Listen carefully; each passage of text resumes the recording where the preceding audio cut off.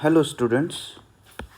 So today we will start the next part of your syllabus, that is your ionic reactions.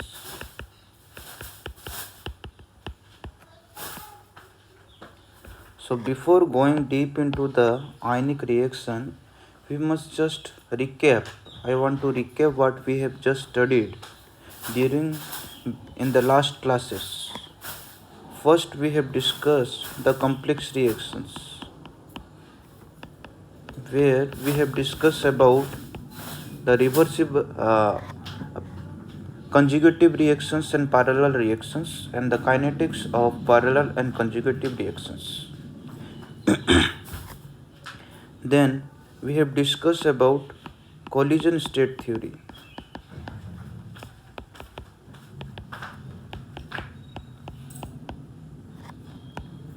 And in the collision state theory we have discussed that reaction do occur, and the molecules to undergo a chemical reactions, the molecules must collide with each other, and the colliding molecules must have minimum amount of energy, that is their threshold energy.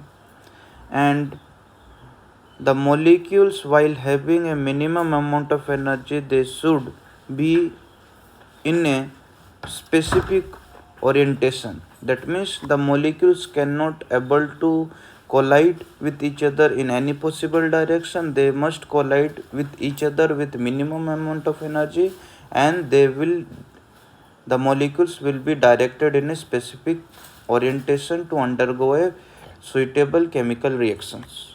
This was the important postulates of collision state theory. And in the transition state theory,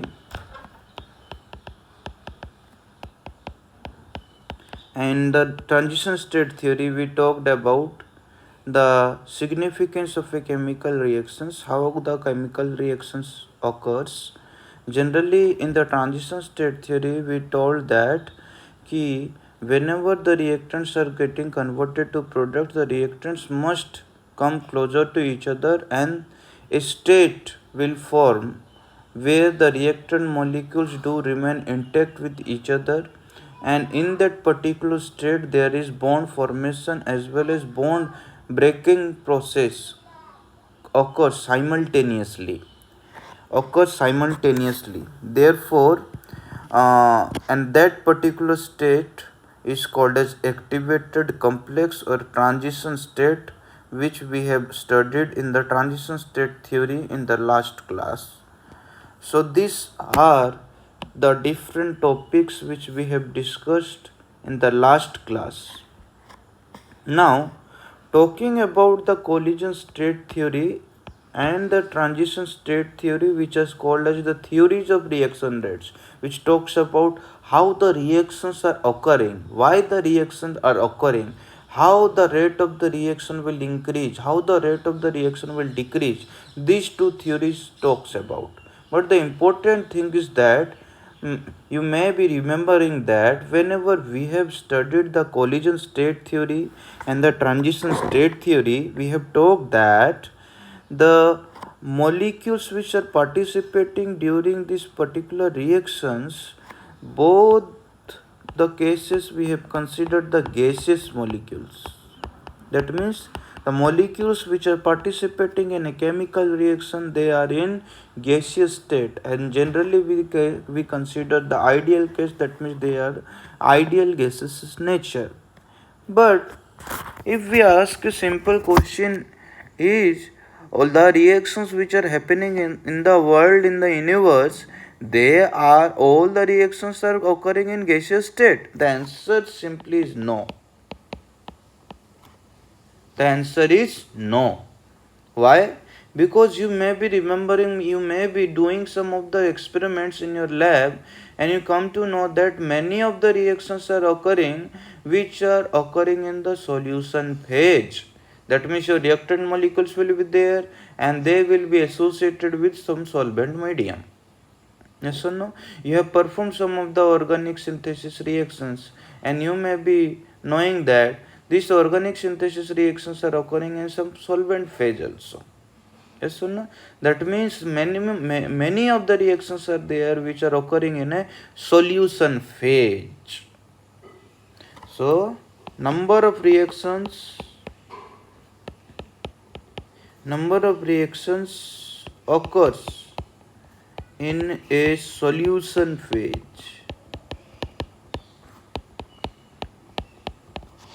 That means when the reactions occurs in a solution phase, there is in a solution there is a specific type of solvent will be there. For example, you may be remembering the in SN2 or SN1 reactions, there is a effect of solvent was there. When the solvent was polar, the reactivity was different, and when the solvent was non-polar, the reactivity was also different. So obviously, in the solution phase, when there is a involvement of the solvent, then there will be a variation in the rate of reaction with respect to solvent will also be there. So there is some question ki how solvent affects rate of a reaction in solution phase. There is some question. There is some query needed to answer. Again, the simple reactions which we have talked about in collision state theory as well as in transition state theory, generally the molecules which we have considered that to be uncharged molecules or uncharged species which are participating in collision state theory and transition state theory. But in real world, there are several examples, several reactions are occurring where the species which react with each other, they are not uncharged particles. They do have some charge on it. Let's just consider some inorganic reactions. So you already aware of the coordination complexes, and the coordination complexes do interact with each other. There may be some ligand exchange reactions, some electron transfer reactions, some substitution reactions can undergo. But whatever the type of reaction in coordination complexes will be, you know that on the coordination sphere there is some type of charges is there. That may be positive charge, that may be negative charge, and also some of the neutral charge can also there. But yes, on the coordination sphere there is presence of charges are there. So whenever the coordination complexes do interact with each other, there is involvement of the charges. There is an interaction of the charges. So now when these charge species do interact with each other to undergo a chemical reaction, there is a question that how these charges actually affects the rate of a reaction. How these charges are responsible for the arrangement of the solvent molecules around them, and also when they will be going through a intact state, that is your activated complex state, whether the solvent structure will be same when they are present when they are present in isolated condition. These are the some questions which are coming into your mind, into my mind. So this we need to address these questions whenever we are talking about the reaction in solution phase or the simply species having some charged particles. So I will write some of the questions. So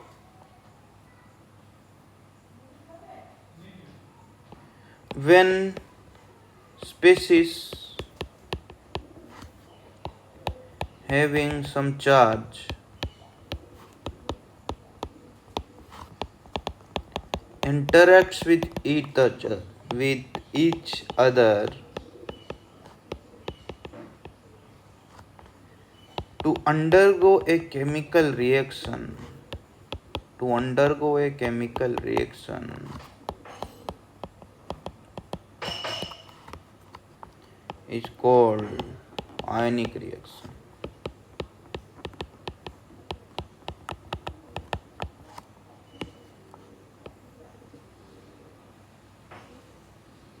Okay.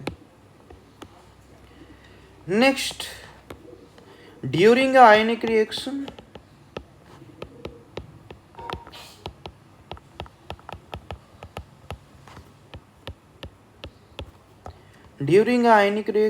what are the questions which are occurring? Arrangement of solvent molecules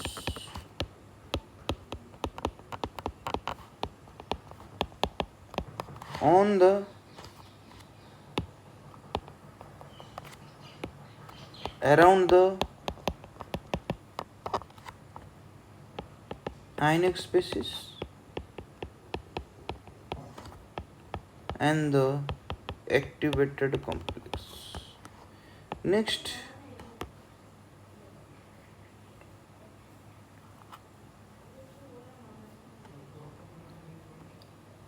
effect of charge on the ionic species. That means you already know the fact that from the collision state theory we can say that a reaction occurs due to the collision between the molecules. Until and unless there is no collision between the molecules, there will be no reactions between the molecules. There will be no product formation. So obviously your rate of formation of product will depend upon the collision frequency or the number of collisions occurring between the molecules per unit time. So when there is some charged particle,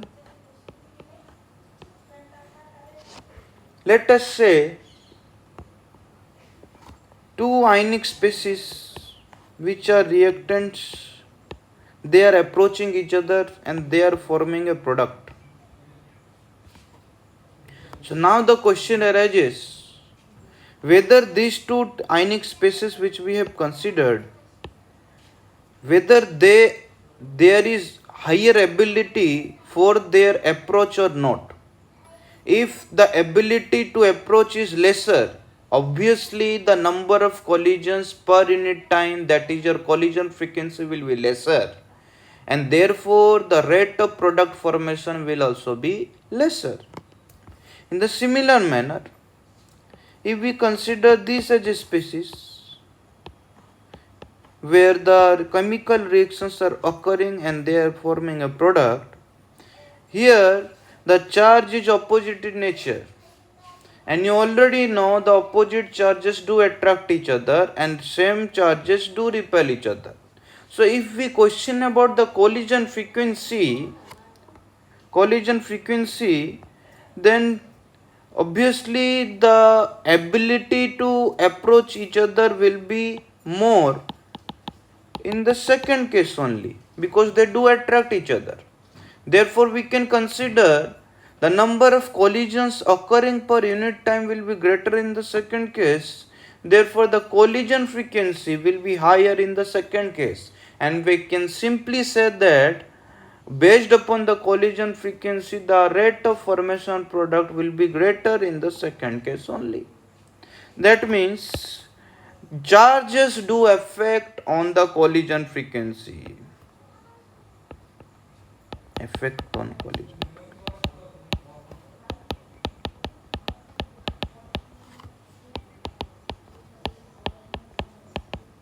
Effect on collision frequency. The greater the collision frequency, larger is the rate of formation of product. Okay. These are the some questions which need to address whenever we are reading ionic reactions. Okay. Acha, You may be wondering what is the arrangement of solvent molecules around the ionic spaces. Let us consider some examples. Let us consider a container where the reactions are ongoing. What you have taken? You will be considered solvent medium. Yes. And in that solvent medium there will be ionic species which is actually participating in a chemical reactions. Let us change the ink so that you can actually visualize. Okay. Now, to perform a chemical reaction, these must come closer to each other. They must collide with each other. Okay. Now the thing is that whenever a solvent medium is there, the solvent molecules will interact with the ionic species. The ionic species of the charged particle, there will be some ion dipole interaction will be there. Obviously, the thing is that. That means these ionic species will be solvated with the opposite dipole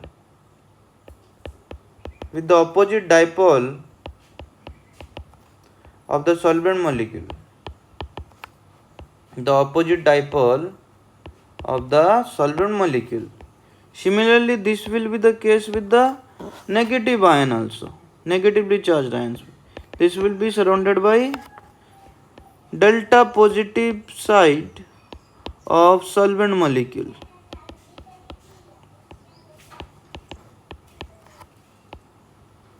Delta positive side of solvent molecules. So now when they will approach each other, when these ionic species do approach each other, obviously according to activated complex theory, the species should interact with each other.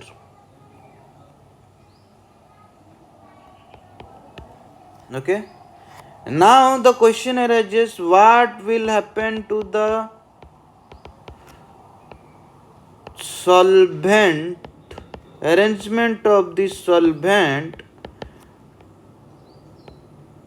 that atmosphere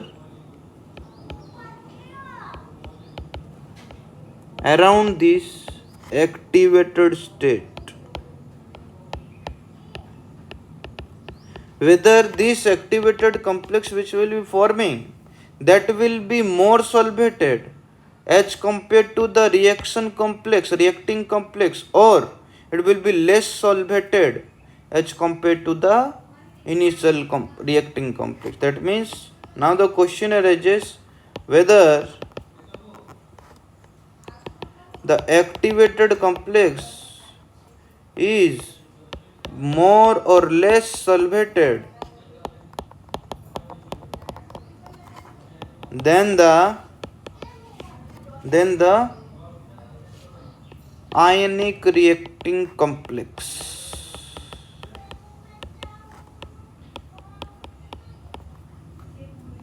Getting? These are the some questions we need to address there. Okay. So to address these questions, we must read some theories which can be applied to ionic reactions. We already dealt with some of the reactions where we have discussed how the reactions are occurring, but that were the cases where we have already considered the gaseous reactions. Okay. Now we need to consider some of the reactions where ionic species do involve there. Okay. And for that purpose, we will have some models, we will have some theories, and first theory which enable us to understand how the ionic reactions are occurring, that is your double sphere model.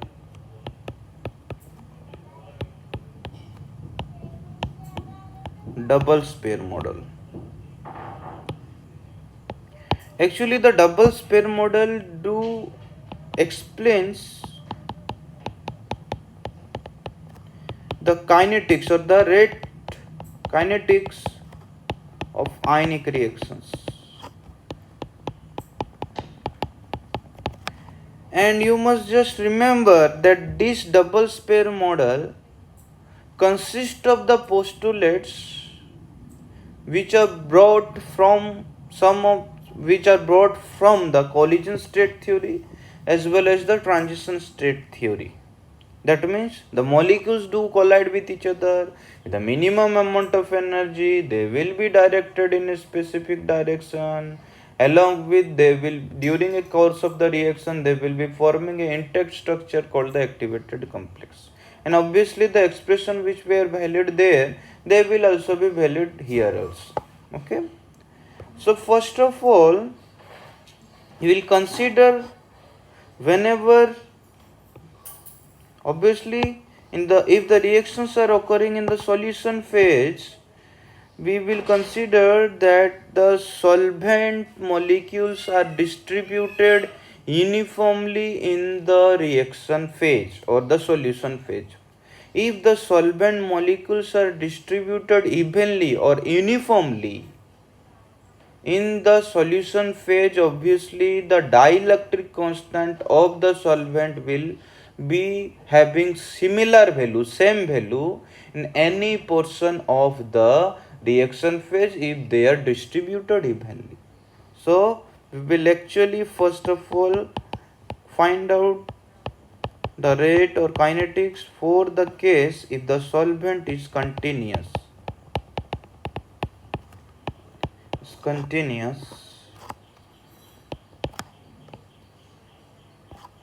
That is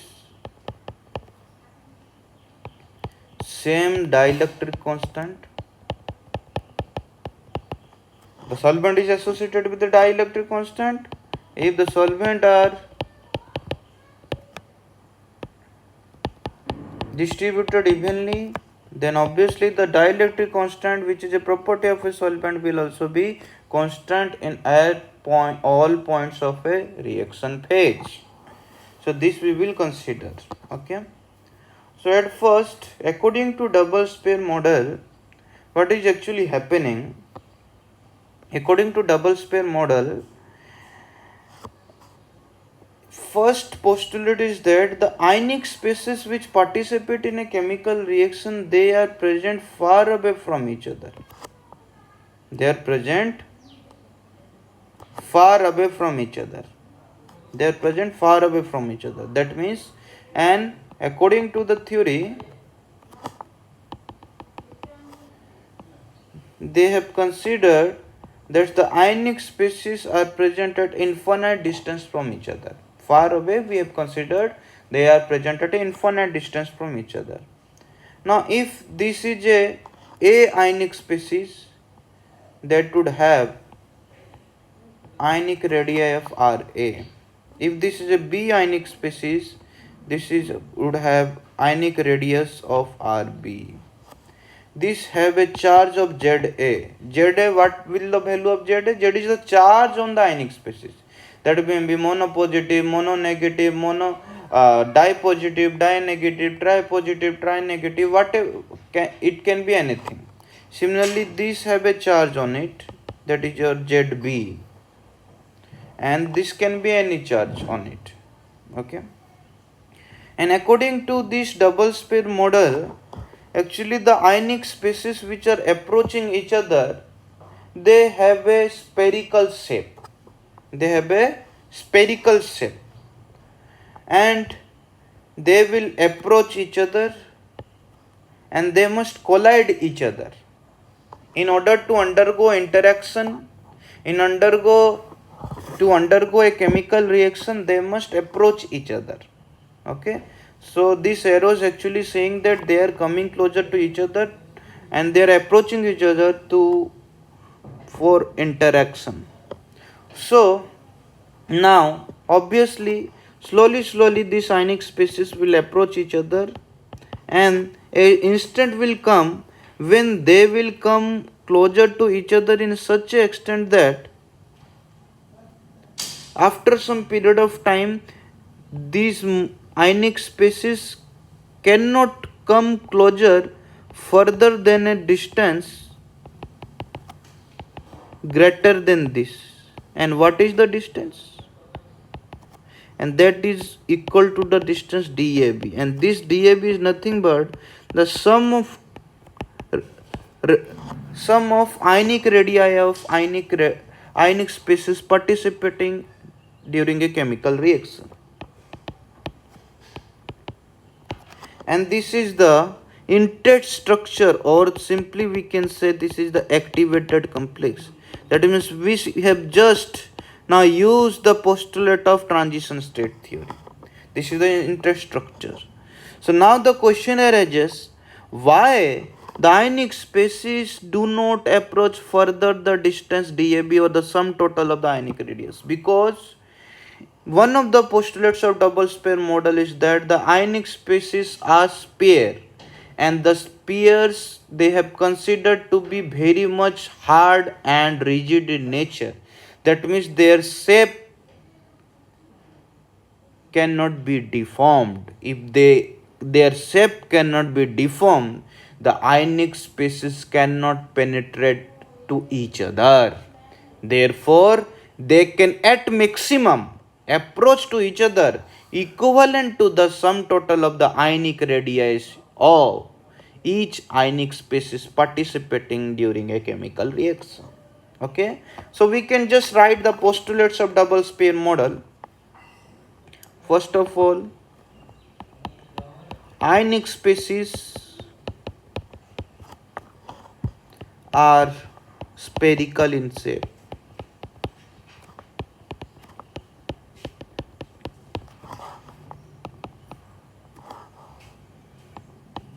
Ionic species are considered to be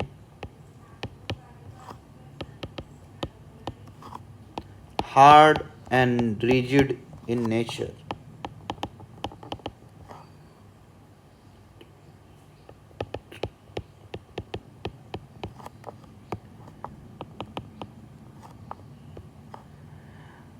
In which distance they are present? They are present far away from each other. Initially, the ionic species are present at infinite distance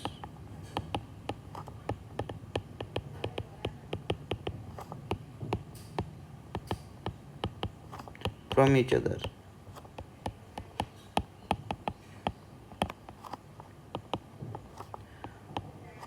To undergo a particular reaction, to undergo a chemical reaction,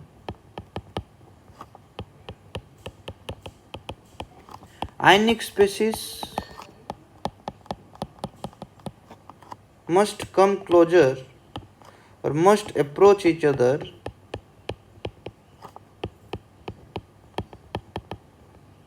from the infinite distance.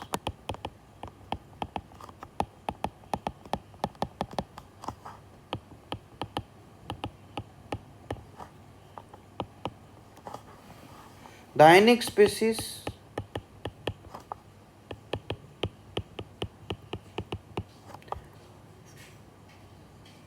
after approaching each other, what they are forming? They are forming an intact structure. The ionic species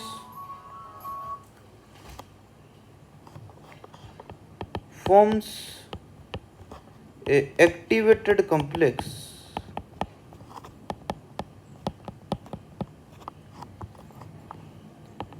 where the ionic species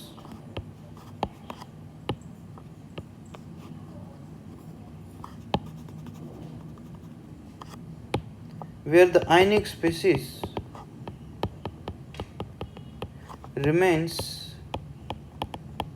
intact to each other. They will be present in the vicinity of each other at a distance of limit. At what maximum distance they can approach each other? Equivalent to DAB, which is equivalent to sum total of the ionic radii of each ionic species. These are the postulates of the double sphere model. So now we need to address some of the things which we need to calculate. Actually, whenever this ionic species whenever this ionic species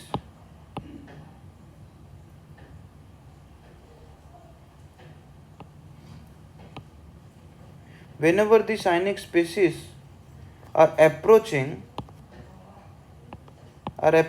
to each other, what we need to do? Actually, there is a work done. You need to bring these ionic species closer to each other. So during this process, these ionic species are present in a solvent medium. They are interacting with the solvent medium whenever they are approaching to each other. So continuously they have to penetrate through the cell of the solvent medium. Okay, and during that process, the solvent medium, the solvated atmosphere around the ionic species actually changes. Therefore, there is requirement of energy, there is requirement of work done. So we need to calculate that work done which is required to bring the ionic species closer to each other. And that work done, the amount of maximum work done which a body can do, which a species can do, which a system can do, is defined in terms of free energy in the thermodynamics.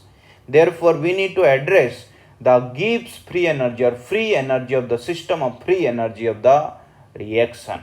Therefore, we need to calculate the free energy of the system. So, free energy.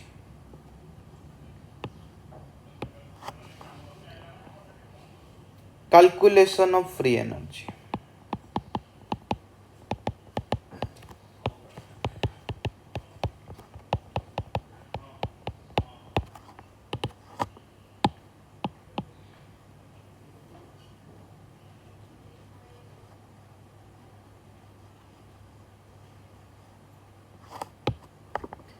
So now the thing is that what is free energy? Actually, free energy can be given by expression generally G is equal to H minus Ts. Now what is H? It is actually total heat content of a system or total energy of a system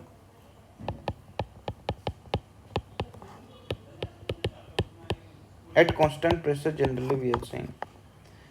And what is this? This is the temperature, this is the entropy of the system. And entropy talks about the randomness or the disorderness of a system.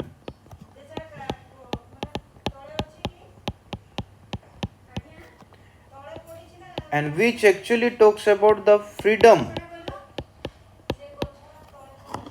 Which actually talks about the freedom of a system.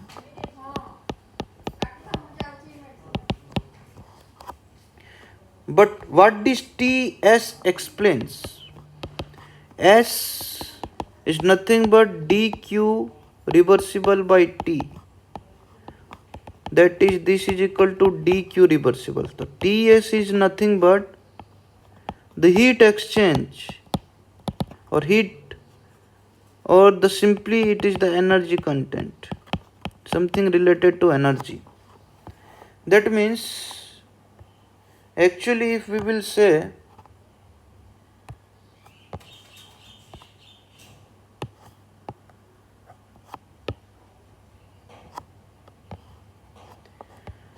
let us say in our body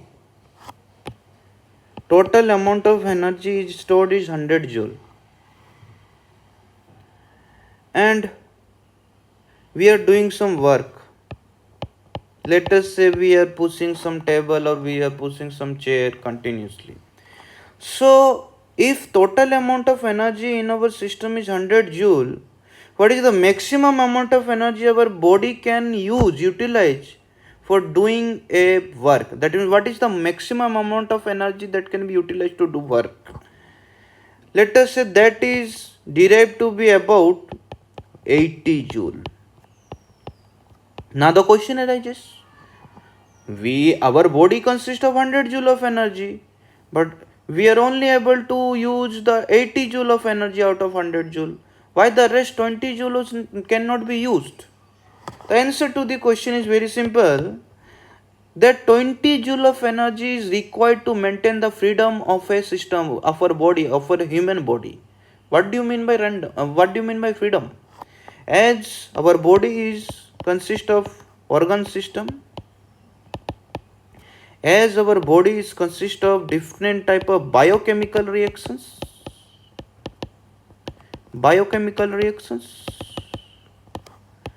different processes are occurring.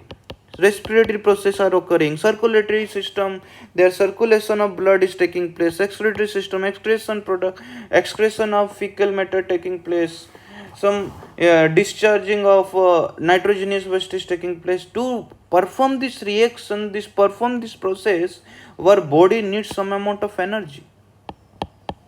Some amount of energy is also required. That amount of energy required is 20 joule. So if we will use this 20 joule for doing some work, what will happen? Our biochemical processes will hamper. Our body will become siege. Our body cannot perform well. Therefore, what will happen?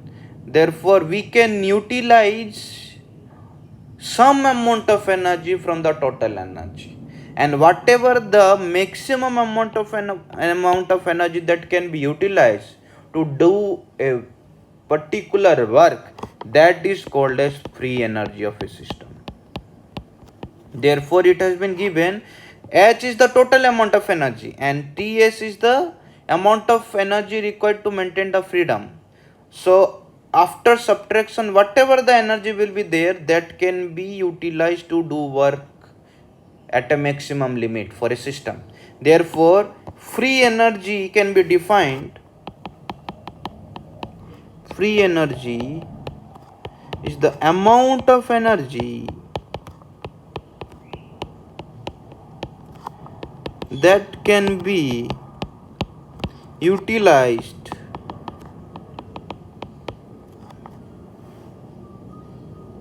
for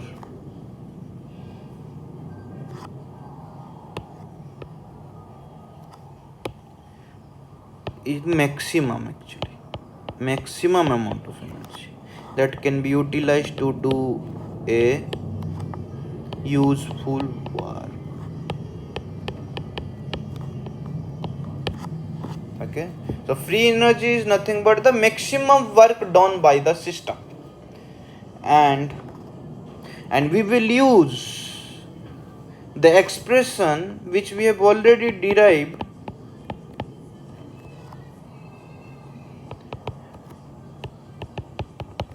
in activated complex theory.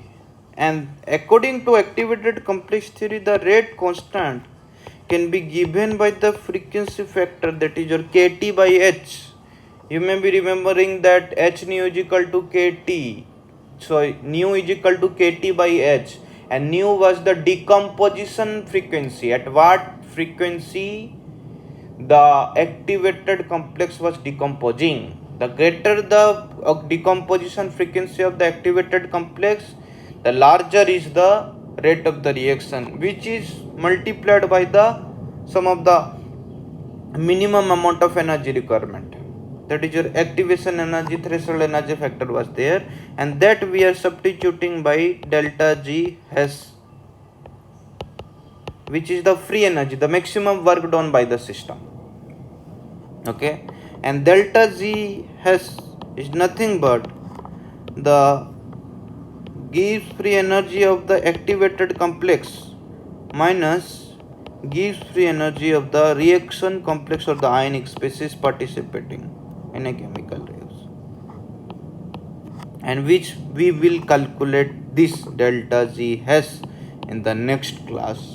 For this, today this much only. We will meet in the class soon. Thank you so much.